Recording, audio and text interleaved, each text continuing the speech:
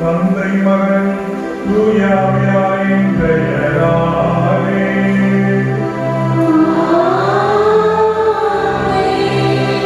நம் ஆண்டவராகிய இயேசு கிறிஸ்துவின் அருளும் கடவுளின் அன்பும் தூயாவியாரின் புறவும் உங்கள் அனைவரோடும் இருப்பதாக.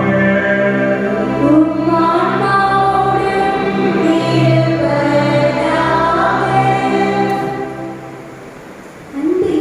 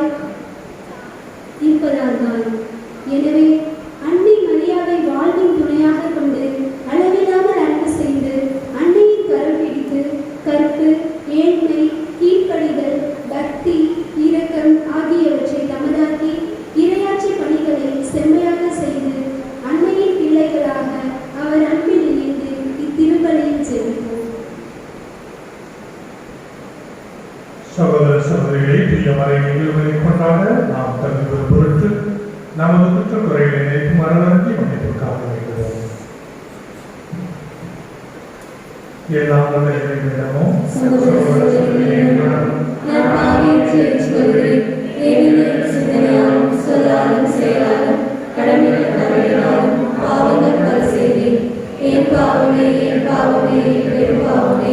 ஆகையால் எப்போதும் கன்னியான புனித மரியாதை மாணவர்கள் புனித அனைவரே சகோதர சகோதரிகளின் வழி நான் இறைவனாகிய ஆண்டவரிடம் எனக்காக வேண்டிக்கொள்ள மன்றாடுகிறேன்.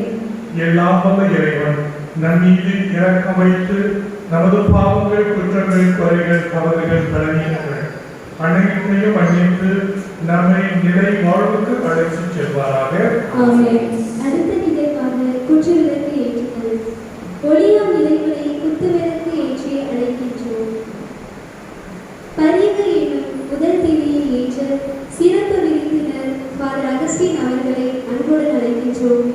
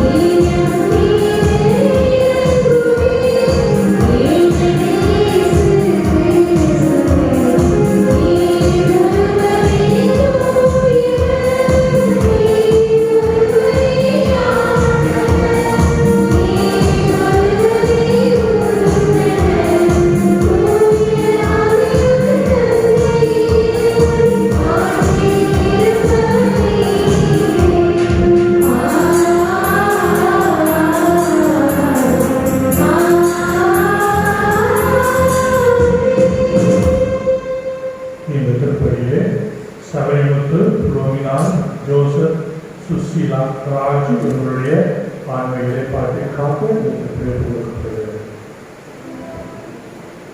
மன்றாடுவோமாக.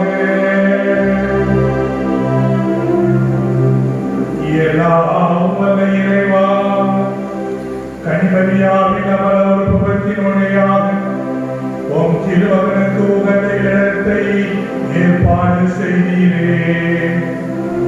இவ்வாறு உம் திருமகனுடைய முன்விளைவாக மரியாவை வாசல் அழைத்தவரது பாதுகாத்தீர்.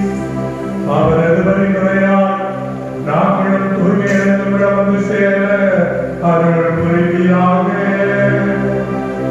உம்மோடு பரிசுத்தாவினை தேர்ந்து சர்வீஸ்வரனாய் என்றென்றும் வாழ்ந்து ஆட்சி செய்கின்ற எங்கள் ஆண்டவர் இயேசு கிறிஸ்து வழியாக உம்மை மன்றாடுகின்றோம்.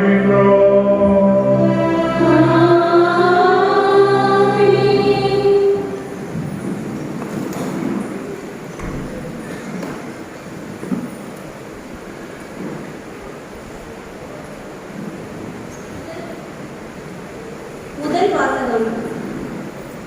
வானத்தின் மேகங்களின் மீது மானிட மகனைப் போன்ற ஒருவர் தோன்றினார். இறைவாக்கினர் தானியேலிலிருந்து வாசகம். இயல் 7, இறைவாக்கியங்கள் 2-14 வரை. இரவில் நான் கண்ட காட்சியில் வானத்தின் 4 திசை காற்றுகளும் பெருங்கடலை கொந்தளிக்க செய்தன. அப்பொழுது 4 பெரிய விலங்குகள் கடலில் நின்று மேலெழும்பின. அவை வெவ்வேறு உருவம் கொண்டவை. அவற்றுள் முதலாவது கழுகின் இறக்கைகளை உடைய சிங்கத்தை போல் இருந்தது. நான் பார்த்து கொண்டிருக்கையில் அதன் இறக்கைகள் பிடுங்கப்பட்டன. அது தரையில் நின்று தூக்கப்பட்டு மனிதனைப் போல் 2 கால்களில் நின்றது. அதற்கு மனித இதயம் கொடுக்கப்பட்டது. அடுத்து வேறு ஒரு 2ஆம் விலங்கை கண்டேன். கரடியை போன்ற அந்த விலங்கு பின்னக்கால்களை ஊன்றி எழுந்து நின்றது. தன் 3ஆம் விலா எலும்புகளை தன் வாயின் பற்களுக்கு இடையில் கப்பிக்கொண்டிருந்தது. எழுந்திரு, ஏராளமான இறைச்சி விலங்கு என்று அதற்கு சொல்லப்பட்டது. இன்னும் நோக்குகையில் வேங்கை போன்ற வேறு ஒரு விலங்கு காணப்பட்டது. அதன் முதுகில் பறவையின் இறக்கைகள் 4 இருந்தன. அந்த விலங்குக்கு 4 தலைகள் இருந்தன. அதற்கும் ஆளும் உரிமை கொடுக்கப்பட்டது. இவற்றுக்கு பிறகு இரவின் காட்சியில் கண்ட 4ஆம் விலங்கு அஞ்சி நடுங்க வைக்கும் தோற்றமும் மிகுந்த வலிமையும் கொண்டதாய் இருந்தது. அதற்கு பெரிய இரும்பு பற்கள் இருந்தன. அது தூள் தூளாக நொறுங்கி விழுங்கியது. எஞ்சியதை கால்களாலும் மிதித்து போட்டது. இதற்கு முன் நான் கண்ட விலங்குகளுக்கு இது மாறுபட்டது. இதற்கு 10 கொம்புகள் இருந்தன. அந்த கொம்புகளை நான் கவனித்து பார்த்ததில் அவற்றின் நடுவில் வேறு ஒரு சிறிய கொம்பு முளைத்தது. அதற்கு இடமளிக்கும் வகையில் முன்னைய கொம்புகளில் 3 வேரோடு பிடுங்கப்பட்டன. அந்த கொம்பில் மனித கண்களைப் போல கண்களும் பெருமை பேசும் வாயும் இருந்தன. நான் பார்த்து கொண்டிருக்கையில் அரியணைகள் அமைக்கப்பட்டன. தொன்மை வாய்ந்தவர் அங்கு அமர்ந்தார்.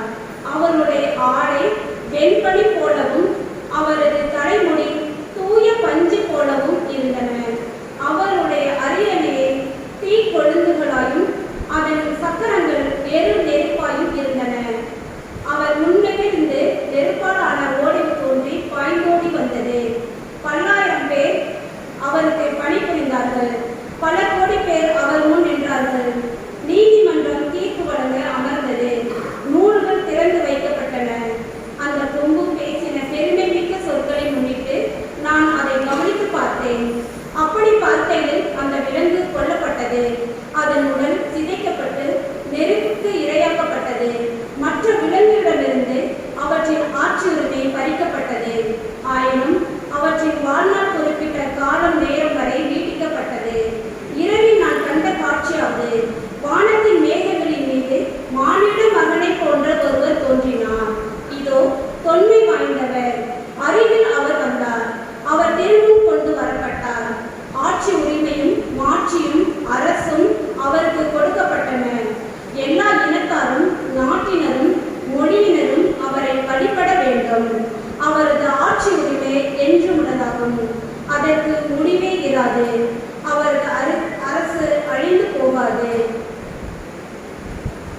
ஆண்டவரின் அருள்வாக்கு. இறைவனுக்கு நன்றி.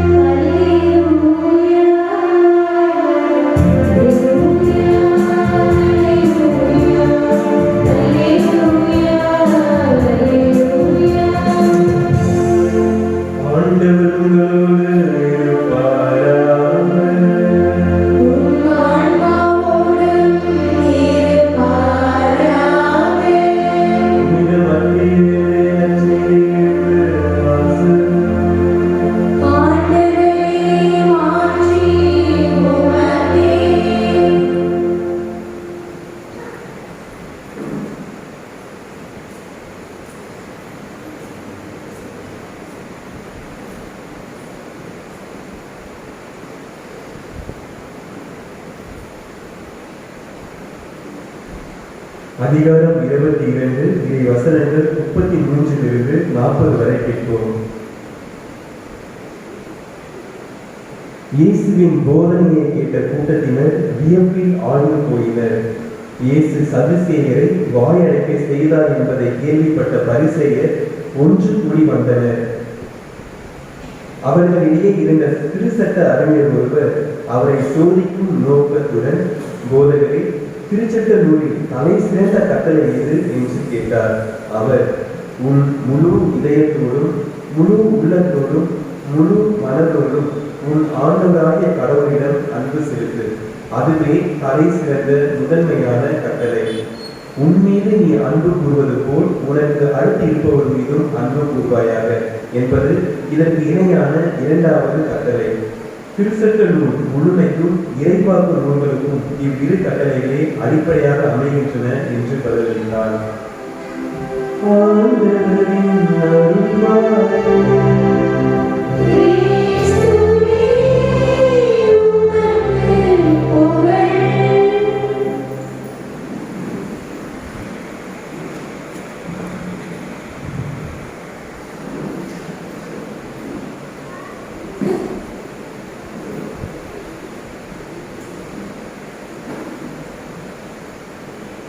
இயேசுவில் பிரியமான சகோதர சகோதரிகளே, அன்பு உறவுகளே, அமல அன்னையின் பிள்ளைகளே, இன்று நாம் அனைவருக்கும் ஒரு மகிழ்ச்சியான நாள், சந்தோஷமான நாள், பொன்னாள்.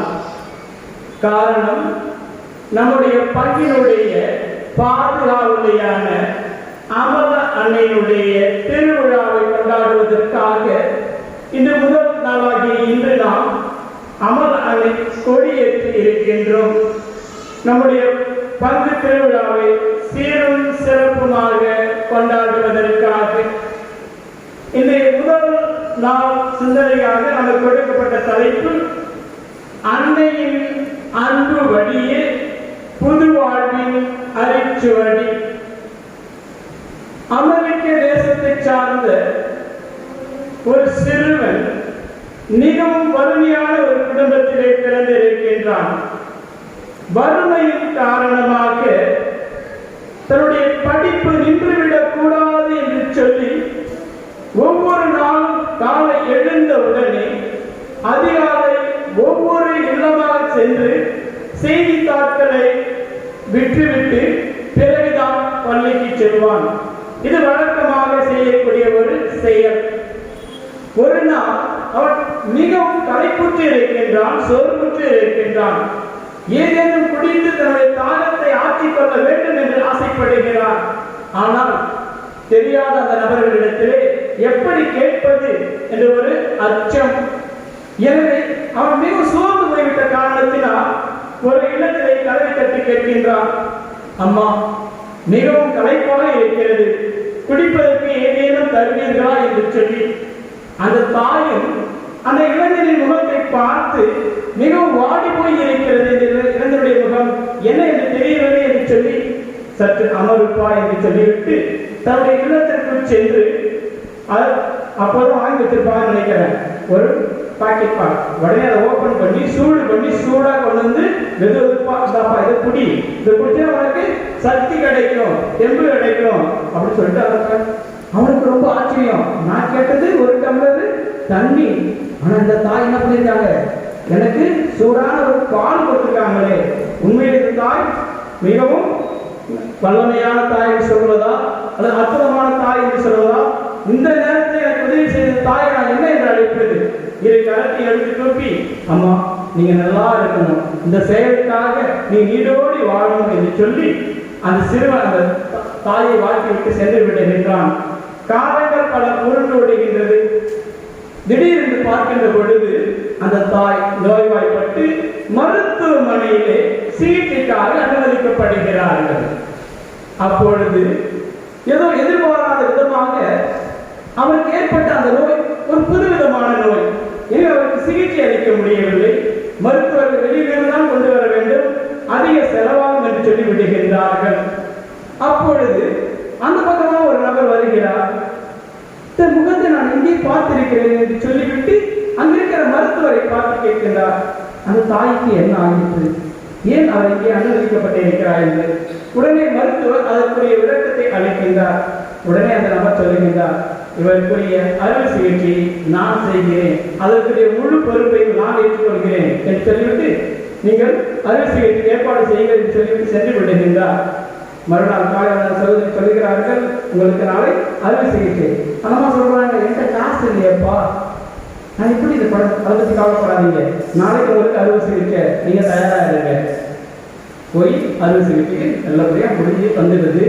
இந்த அம்மா போயிட்டு பணம் கட்ட போறாங்க. அங்க போனா ஒரே ஒரு பேப்பர் மட்டும் தராங்க. என்னடா பார்த்தா, ஒரு டம்ளர் பாலில் உங்களுடைய அறுவை சிகிச்சை நிறைவு பெற்றது. ஆம் அன்புமிக்க சகோதர சகோதரிகளே, எந்த ஒரு இளைஞனுக்கு அந்த தாயானவர் ஒரு டம்ளர் பால் கொடுத்தாரோ அந்த இளைஞன் இப்பொழுது புகழ்பெற்ற ஒரு மருத்துவராக திகழ்கின்றார். அந்த மருத்துவர் தான் இந்த தாய்க்கு அறுவை சிகிச்சை செய்கின்றார்.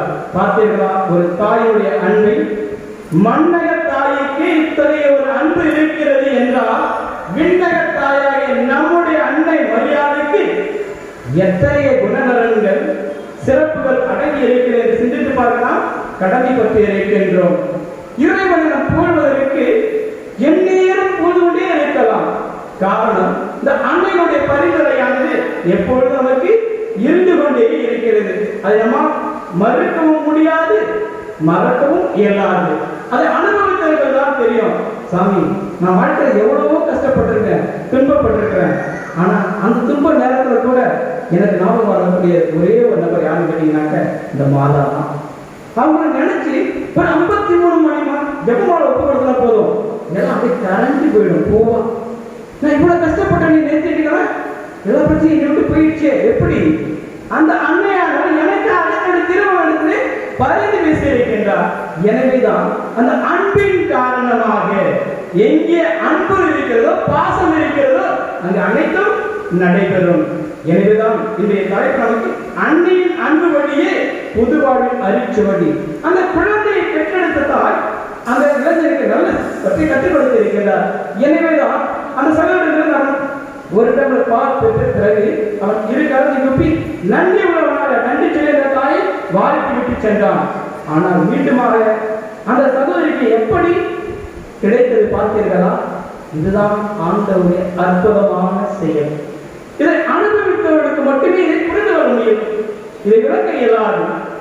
அன்னையின் அன்பு தனி அன்பு, எவராலும் ஈடு செய்யலாத அன்பு, எந்த ஒரு வார்த்தையாலும் விளக்க இயலாத அன்பு, பக்தியும் தியாகமும் கலந்த அன்பு, சுயநலமற்ற அன்பு, எதிர்பார்ப்பின்றி நிழலாய் விடவரும் அன்பு, உடைந்து வரும் போதும் வருத்தத்தில் இருக்கும் போதும் தட்டி அரவணைத்து நம்பிக்கையை ஊட்டும் அன்பு, 10 மாதம் கரைந்து சுமந்தும் பரிவும் பாசமும் ஊட்டி வளர்த்தும் பாகுபாடு பாரா குணமன்றோ நம் அன்னை.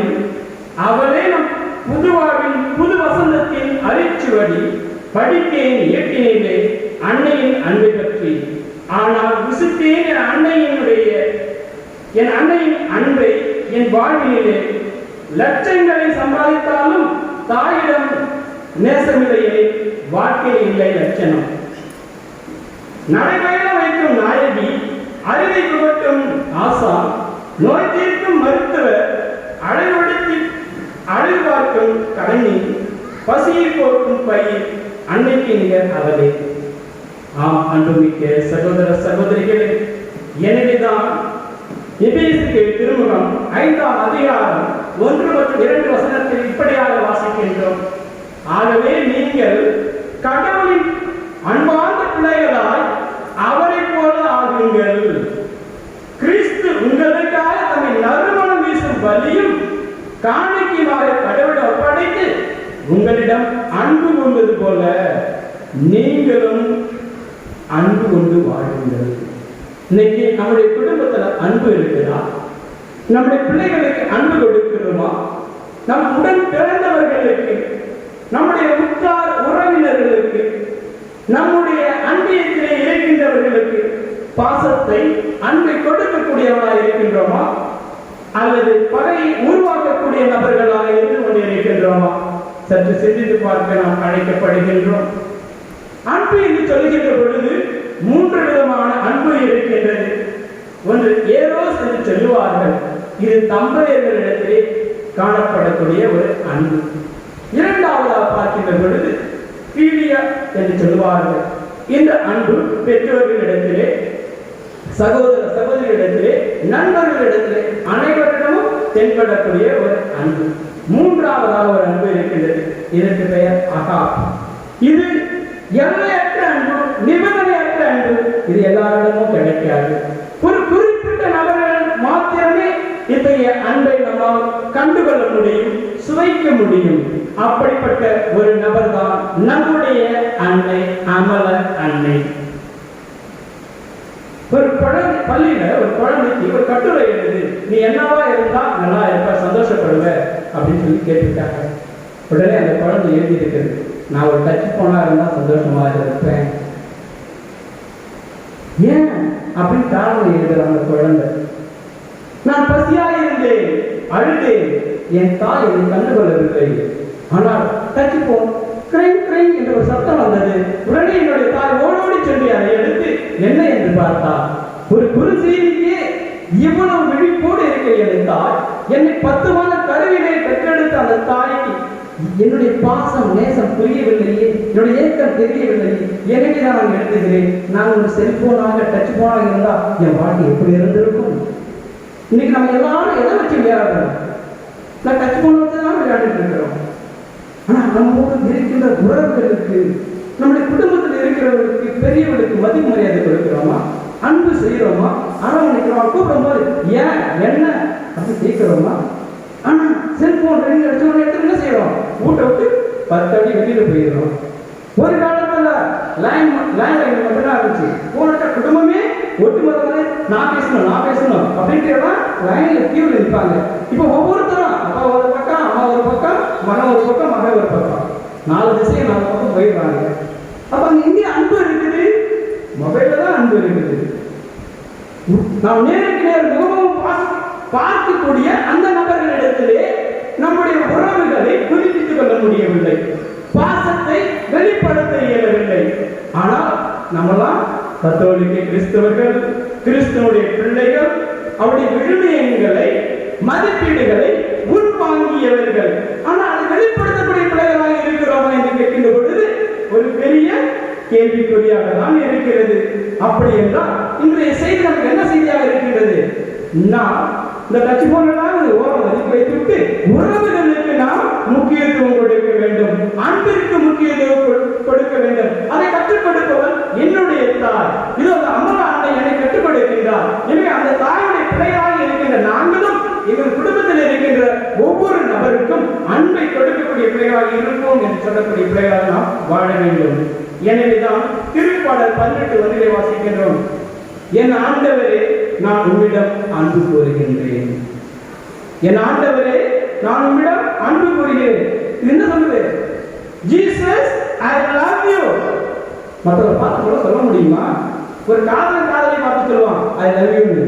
ஆனா குடும்பத்தில் நபர்களை கண்ணை பார்த்து நேருக்கு கூட சொல்ல முடியுமா? நான் ஒரு மனதார குணமாற நேசிக்கிறேன் சொல்ல முடியுமா? முடியாத ஒரு காலகட்டத்தில் நம்ம தள்ளப்பட்டு இருக்கின்றோம். எனவேதான் அன்னை தெரசா சொல்லுவார்கள், அமைதியின் பலன் ஜெபம், ஜெபத்தின் பலன் விசுவாசம், விசுவாசத்தின் பலன் அன்பு, அன்பின் பலன் பணிவிடை புரிவது. நீங்களும் நானும் எப்படி இருக்க போகிறோம்? யோசிப்போமா? சிந்திப்போமா? புதுவாழ்வை தொடர்வோமா? அன்னைகளுடைய பரிந்துரை என்று நம்மோடு இருக்கட்டும். ஆமென்.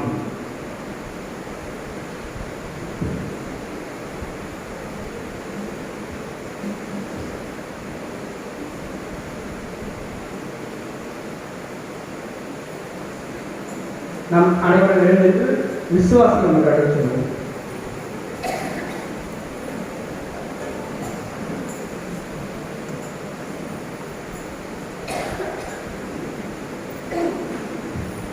அன்பு தந்தை இறைவா, உடனாம் திருச்சபையை வழிநடத்தும் திருத்தந்தை, ஆயர்கள், குருக்கள், கன்னியர், துறவரத்தார் மற்றும் பொது நிலையினர் ஆகியோர் அனைவரையும் உம் பாதம் அர்ப்பணிக்கின்றோம்.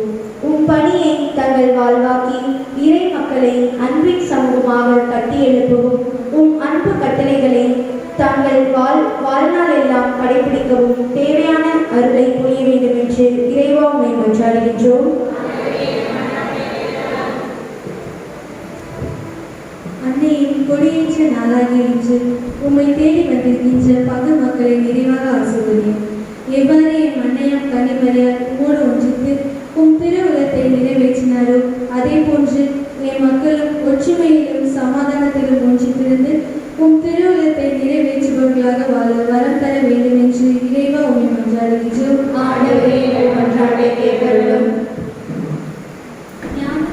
ஞானத்தின் ஊற்றே இறைவா, சிறு குழந்தைகளை என்னிடம் வரவிடுங்கள், அவர்களை தடுக்காதீர்கள் என்று கூறிய இறைவா, என் பங்கில் உள்ள சிறு குழந்தைகள் அனைவரும் ஞானத்திலும் அன்பிலும் ஒழுக்கத்திலும் வளர்ச்சி பெற்று விளங்கவும் என்றும் அன்பு பிள்ளைகளாக வளரவும் வல்லமையை இவர்கள் மேல் பொழிய வேண்டிய இறைவா உம்மை மன்றாடுகின்றோம். மன்றாட்டை கேட்கிறோம். நலமருந்தும் நல்ல ஆயினே இறைவா, உடல் நலக்குறைவினால் மருத்துவமனையிலும் தங்கள் இல்லங்களிலும் இருந்து சிகிச்சை பெறும் ஒவ்வொரு நல்ல உடலுக்காகவும் உம்மிடத்தில் மன்றாடுகின்றோம். ஒரு அன்பு கரங்களால் அவர்களை தொட்டு வேண்டும் என்று இறைவா உம்மை மன்றாடுகின்றோம். அன்பு இறைவா, எங்கள் அன்பியங்களை நிறைவாக ஆசீர்வதியும். அனைவரும் உடலுள்ள சுகம் பெற்று எங்கள் கடமைகளை சரி செய்யவும் ஒற்றுமையுடனும் தொடர்ந்து வாழவும் செய்கின்ற தொழில்கள் வெற்றி காணவும் எமது பங்கின் வளர்ச்சியில் பங்கு தந்தையுடன் முழுமையாக ஒத்துழைக்கவும் எடுத்துக்காட்டான மக்களாக வாழவும் அருள் பொழிய வேண்டும் என்று இறைவா உம்மை மன்றாடுகின்றோம். ஆண்டவரே, எங்கள் மன்றாட்டை கேட்டருளும். நம் ஒருவருடைய தேவைகளுக்காகவும் மௌனமாக நம்மை வழியாக ஜெபிப்போம்.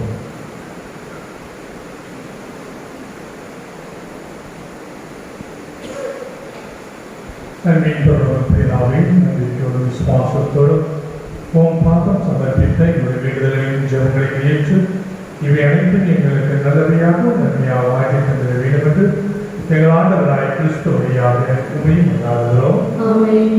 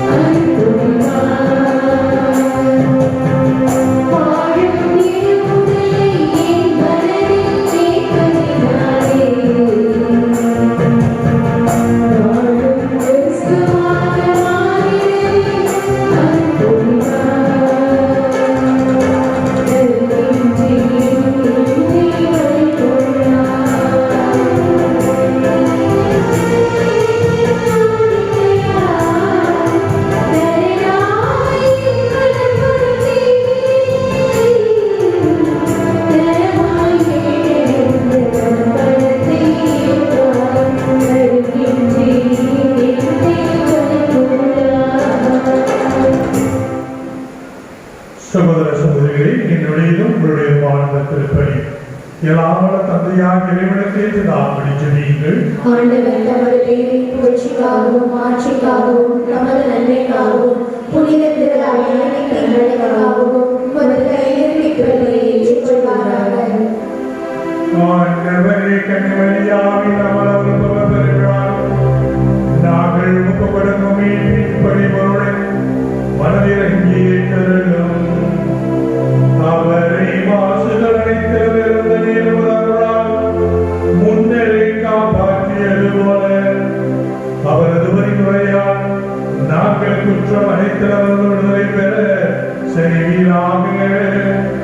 எங்கள் ஆண்டவராகிய கிறிஸ்து வழியாக உம்மை மன்றாடுகின்றோம்.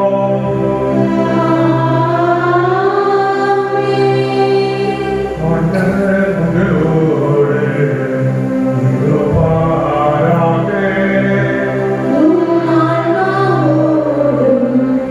இருப்பாராக.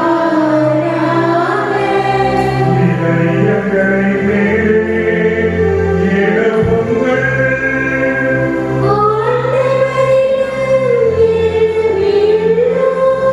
நாம் இறைவனாகிய ஆண்டவருக்கு நன்றி கூறுவோம்.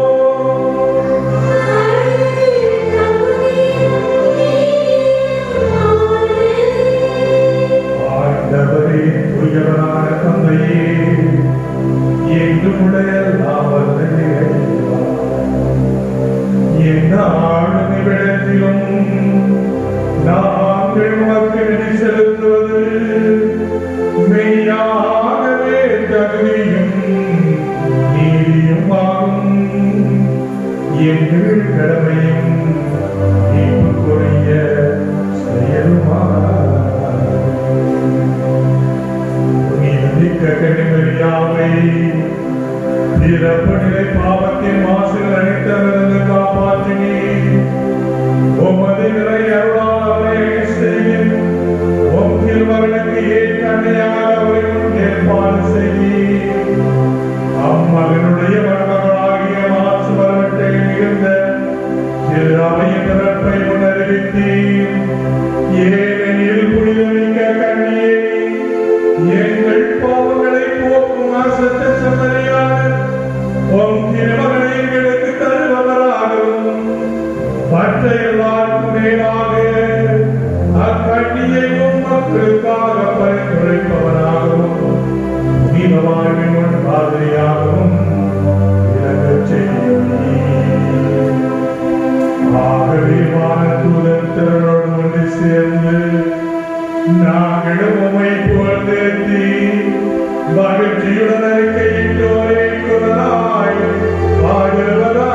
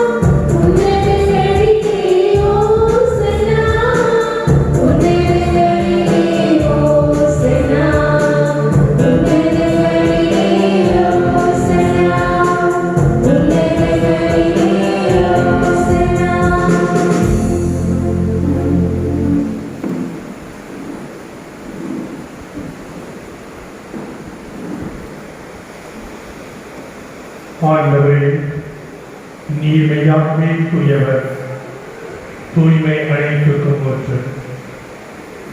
ஆகவே உம்முடைய ஆவியை பொழிந்து இந்த காணிக்கைகளை எங்களை நீ தூய்மைப்படுத்த உம்மை தாழ்வுடன் கொண்டாடுகிறோம். இவ்வாறு எங்கள் ஆண்டவர் இயேசு கிறிஸ்துவின் திருவுடலும் திரு ரத்தமுமாக எங்களுக்கு இவை மாறுபடவாக. அவர் பாடுபடவுடன் கணிந்து தம்மை கையளித்த போது அப்பத்தை எடுத்து நன்றி செலுத்தி அதை பெற்று தாம் சீடருக்கு அழைத்து இயேசு கூறியதாவது: அனைவரும் இதிலிருந்து பெற்று உண்ணுங்கள், ஏனெனில் இது உங்களுக்காக கையளிக்கப்படும் என் உடல்.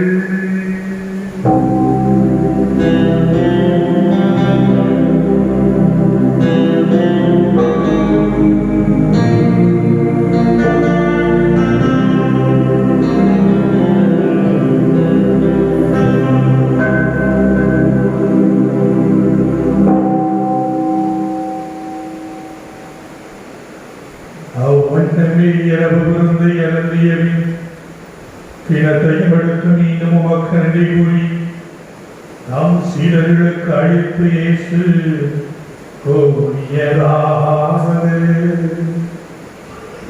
அனைவரும் இதிலிருந்து பெற்று பருகுங்கள், ஏனெனில் இது புதிய நிலையான உடன்படிக்கைக்கு உரிய என் இரத்தத்தின் கிண்ணம்.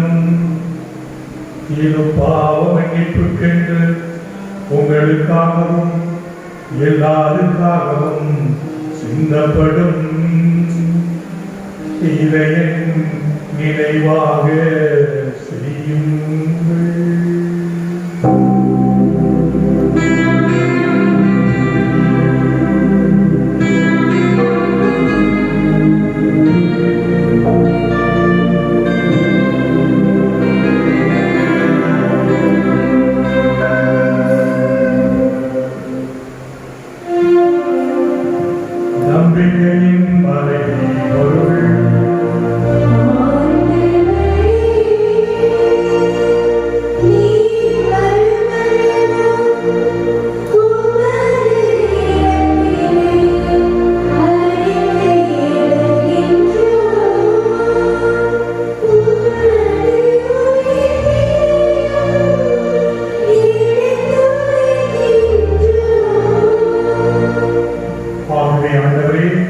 நாங்கள் கிறிஸ்துவின் இறப்பினையும் உயிர்ப்பினையும் நினைவு கூர்ந்து வாழ்வதற்கின்ற அப்பத்தை மீட்புதல் கிண்ணத்தையும் உமக்கு ஒப்புக் கொடுக்கிறார். உம் திருமணம் என்று உமக்கு ஊழியம் புரிய தகுந்தவர்கள் எங்களை ஏற்றுக்கொண்டு எனவே உமக்கு நாங்கள் நன்றி செலுத்துகிறோம். மேலும் கிறிஸ்துவின் உடலிலும் ரத்தத்திலும் பங்கு கொள்ளுங்கள் தூய ஆவியார் ஒன்று சேர்க்க வேண்டும் என உமை தாழ்மையுடன் நல்லாடுகின்றோம்.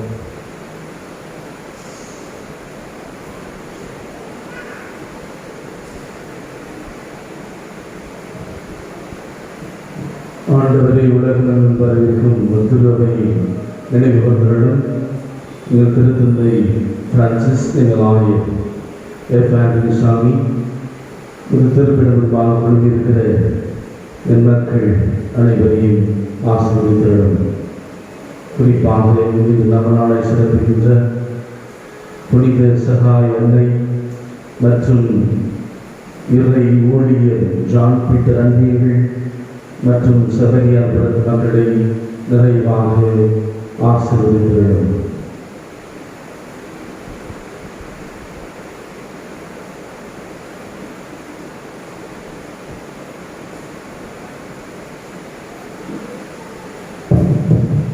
மேலும் உயிர்த்தலும் எதிர்நோக்குடன் உயிர் கொள்ளும் எங்கள் சகோதர சகோதரியையும் இறந்தோர் அனைவரையும் இறக்கத்துடன் நினைவு கூர்ந்து உமது திருமகனினுள் ஏற்றவிடும். எங்கள் அனைவர் மீதும் இறக்கமாயிடும்.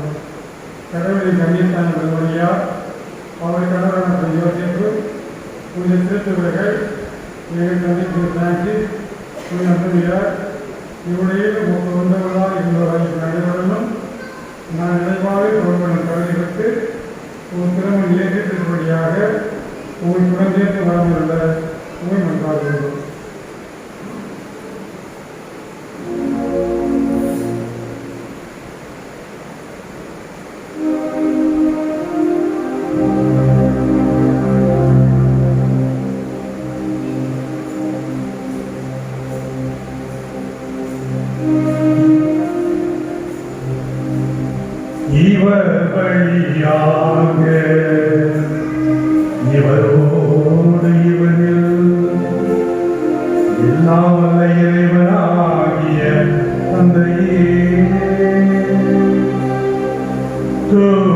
ஆவியாரின் ஒன்றிப்பில்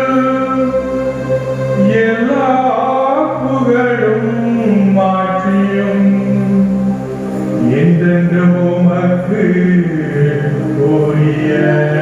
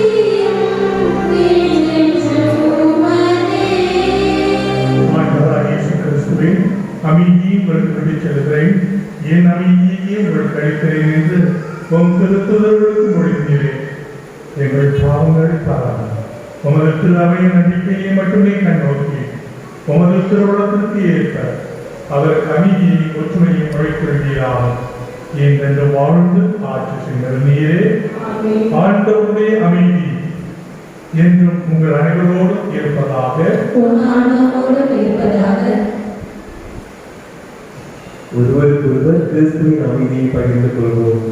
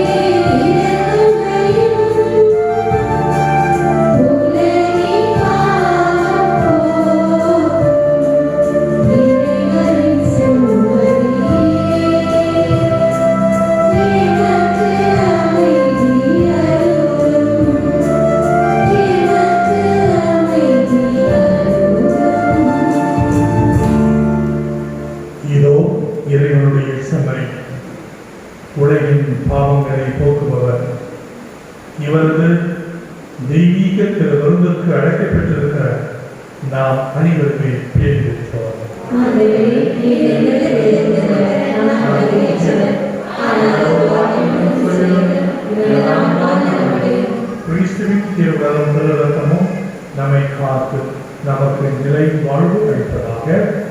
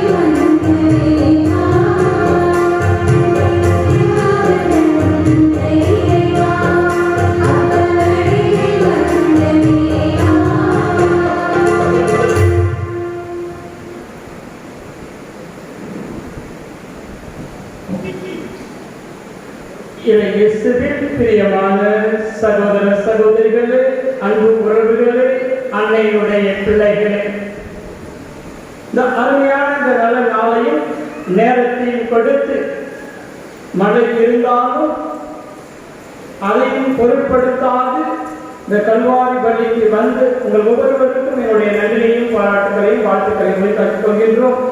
இந்த அருமையான ஒரு காலத்தோடு உருவாக்கி கொடுத்த எல்லாம் உள்ள தந்தையார் இறைவனுக்கு நம்முடைய முதற்கண் நன்றியை தெரிவித்துக் கொள்வோம்.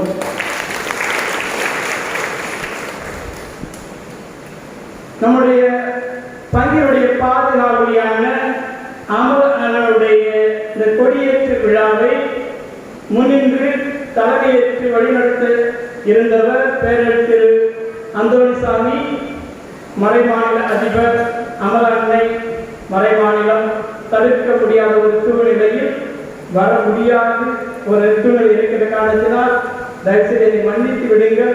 ஆனால் உங்களுக்காக ஜெபிக்கிறேன், உங்களுக்கு என்னுடைய வாழ்த்துக்களையும் ஜெபங்கள் உரித்தாக்கிக் கொள்கிறேன் என்று சொல்லியிருக்கின்றார். எனவே அவருக்கு நம்முடைய நன்றியையும் பாராட்டுகளையும் உரித்தாக்கிக் கொள்வோம். இத்தகைய இக்கட்டான சூழ்நிலை என்ன செய்வது என்று யோசித்த சூழ்நிலையில் திடீரென்று என்னுடைய சிந்தனைக்கு உதித்தவர் நம்முடைய அமலாசிரம அதிபர் தந்தை அருட்தந்தை அகஸ்டின் அவர்கள். உடனடியாக அவரிடத்திலே சொன்னேன், இப்படியாக ஏற்பட்டு விட்டது, நீங்கள் அதை தலைமையேற்று நடத்தி தருவீர்களா என்று கேட்டேன். மன உறுப்போடு வருகிறேன் என்று சொல்லி வந்து நம்ம கொடியேற்றி இந்த கல்வாரி பலியை நமக்காக நிறைவேற்றி ஜெபித்திருக்கிறார். தந்தை அவர்களுக்கு நம்முடைய நன்றியையும் பாராட்டுகளையும் வாழ்த்துக்களை உரித்தாக்கிக் கொள்வோம். இப்போது தந்தை அவர்களுக்கு சகாய அன்னை மற்றும் இறைவனுடைய ஜான்பீட்ட அன்பின் வழியாக கௌரவிப்பார்கள்.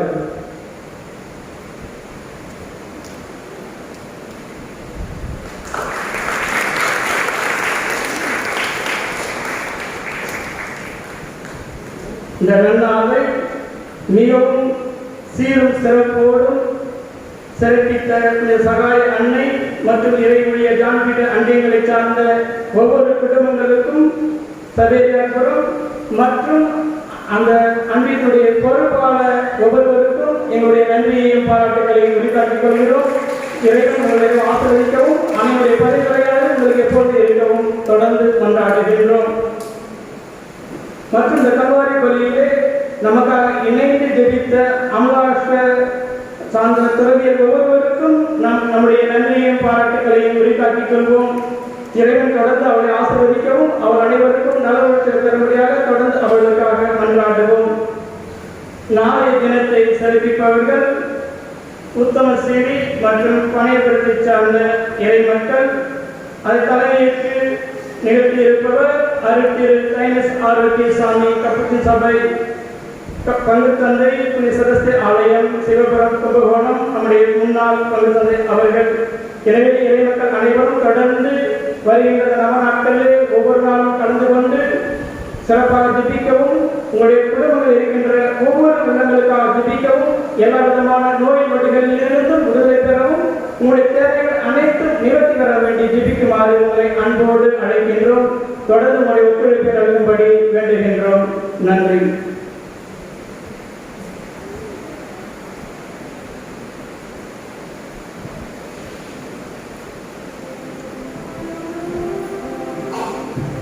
மன்றாடுவோமாக.